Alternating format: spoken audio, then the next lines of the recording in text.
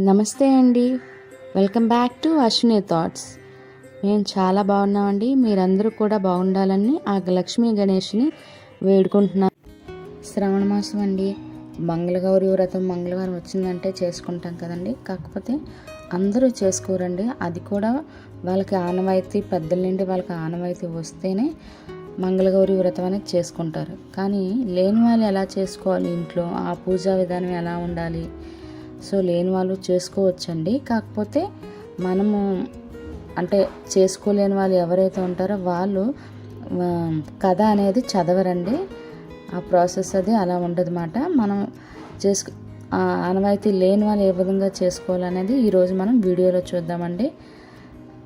చూస్తున్నారు కదా, వీటికి ముందుగా మనకి గౌరీదేవిది రాయితో కూడిన గౌరీదేవి ఉండాలండి. లేదా సెట్లు కూడా ఉంటాయండి మనకి. తిరగలి, రుబ్బురాయ, శనికాళ్ళు ఇలా అని అన్నీ మొత్తం కలిపి చిన్న చిన్నవి సెట్లు ఉంటాయండి. పెద్ద సైజులో పాతకాలంలో అయితే పెద్దవే ఉండేవి అందరి ఇళ్ళల్లో. వాటికి పూజ చేసేవారు.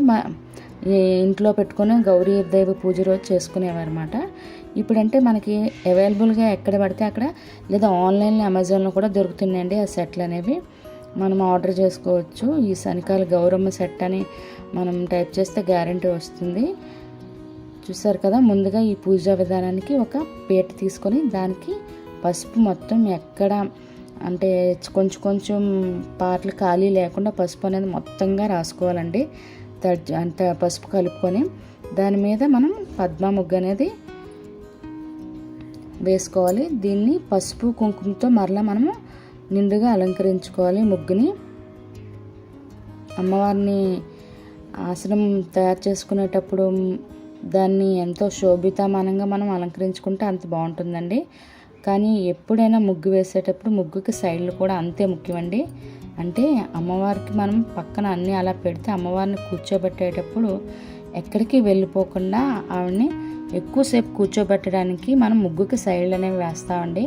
ఇక్కడే కాదండి, మనం గుమ్మం ముందు వేసుకున్న సైడ్లు అనేవి వెయ్యాలి.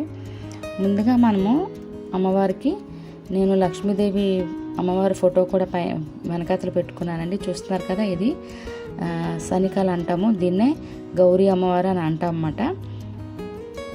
మనకి ఇలా చిన్న చిన్నవి దొరుకుతాయండి. సెట్ కూడా ఉంటుంది. మొత్తము రుబ్బురాయ, శనికాళ్ళు, తిరగలి ఇలా అన్నీ కలిపి సెట్ ఉంటుంది. ఇప్పుడు మనకి గౌరీ అమ్మవారిది కాబట్టి నేను దానికి పూజ చేసుకుంటున్నాను. లేదు అంటే మనం పసుపు ముద్ద ఉంటుంది కదండి, అమ్మవారు ఖచ్చితంగా అయితే పసుపు ముద్దే గౌరీ దేవత అండి. పసుపు ముద్దను చేసుకొని బొట్టు పెట్టి మనము ఒక ఆకు మీద పెట్టి ఆవాహనం చేసుకుంటే సరిపోతుందండి. ఇవేవి మాకు సెట్లు లేవండి, కానీ మాకు మంగళగౌరి పూజ అనేది మాకు ఆచారం లేకపోయినా మా ఇంట్లో మామూలుగా చేసుకోవాలనుకుంటున్నామంటే ఓన్లీ పసుపు ముద్దను పెట్టి కూడా మనం చేసుకోవచ్చు. మనం వినాయకుడు ఎలా చేస్తామో ఆ రకంగా కొంచెం రౌండ్గా పసుపు ముద్దను చేసి పెట్టి బొట్టు పెట్టి మనం చేసుకోవచ్చు. చూస్తున్నారు కదా, నేను ఈ శనికాలకి పసుపు కుంకుమ పెట్టుకున్నానండి. నేను మందార పూలు ఉంటే వాటితో అలంకరించుకున్నాను. వెనకాతలో చూసారా వినాయకుడిని కూడా నేను పెట్టుకున్నాను. దీపారాధన మనము 2 ఒత్తులు వేసుకొని పెట్టుకోవచ్చు. నేను కొబ్బరి నూనె వేసుకున్నాను. మనకి ఉంటే ఆవు నెయ్యి కూడా వేసుకొని దీపారాధన చేస్తే ఇంకా మంచిదండి.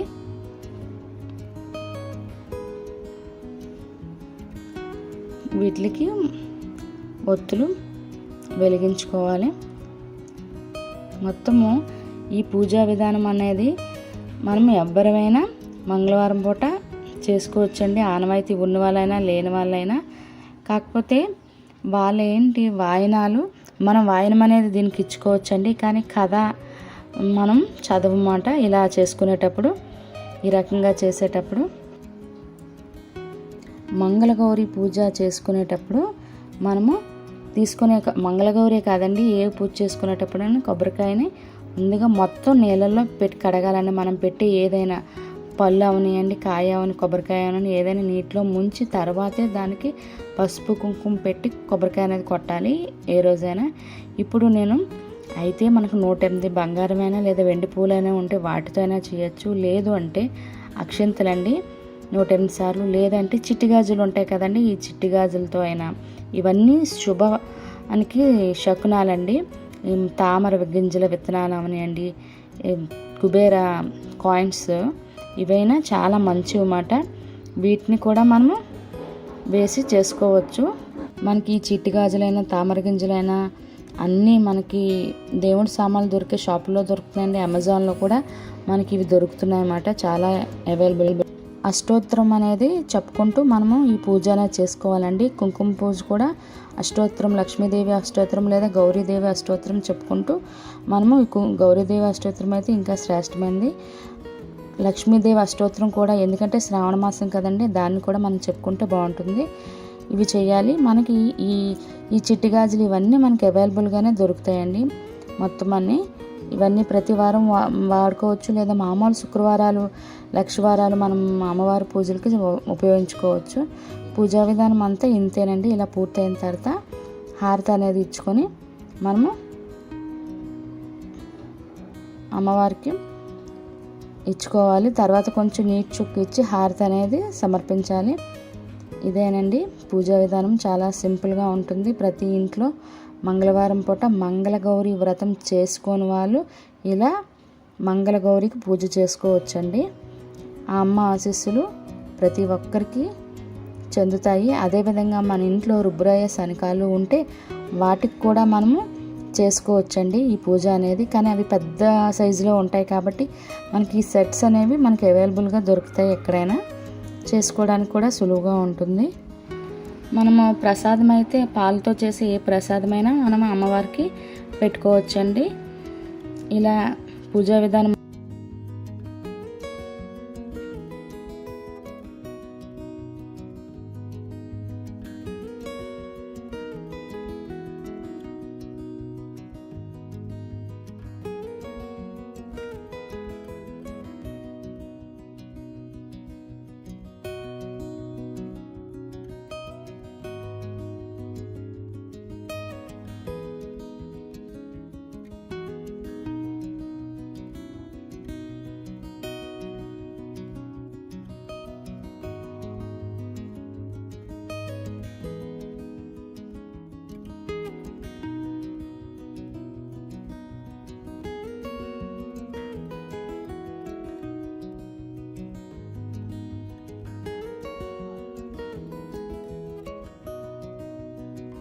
చూసారు కదండి ఈ వీడియో మీకు నచ్చినట్లయితే మీ ఫ్రెండ్స్ అండ్ ఫ్యామిలీ మెంబర్స్ కూడా ఫార్వర్డ్ చేయండి. మరిన్ని ఇంట్రెస్టింగ్ అప్డేట్స్ కోసం అశ్విని థాట్స్ ఛానల్ని సబ్స్క్రైబ్ చేసుకోవడం మర్చిపోకండి. లైక్ చేసినట్లయితేనే ఈ వీడియో మరికొంతమందికి ప్రమోట్ అవుతుంది. ప్లీజ్ లైక్ చేయండి. కిందన బెల్ బటన్ టచ్ చేసినట్లయితే ప్రతి నా వీడియో మీకు నోటిఫికేషన్ కింద వస్తుంది. ఈ వీడియో మీద మీకు ఎటువంటి డౌట్స్ ఉన్నా, నాకు ఏమైనా సలహాలు ఇవ్వాలనుకున్నా కింద కామెంట్ బాక్స్లో కామెంట్ చేయండి. Thank you for watching.